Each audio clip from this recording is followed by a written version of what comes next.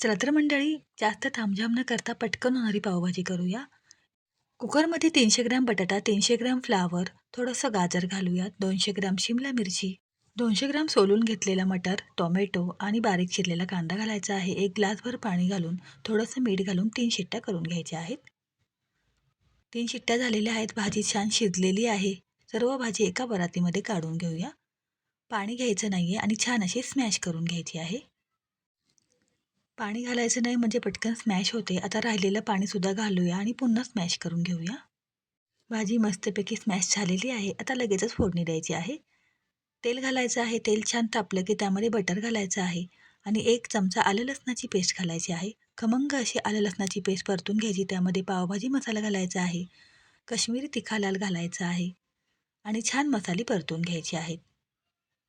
मसाले छान परतून झाल्यानंतर थोडीशी कोथिंबीरसुद्धा घालूया आणि छान अशी परतून घ्यायची आहे.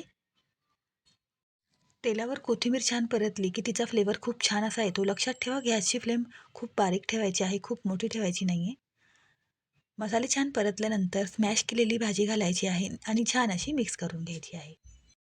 तुम्ही बघू शकता अगदी सुरेख रंग आलेला आहे आणि पटकन आपली मस्तपैकी पावभाजी तयार झालेली आहे. एक हलकीशी उकळी आणायची आहे आणि वरून फक्त कोथिंबीर आणि बटर घालायचं आहे.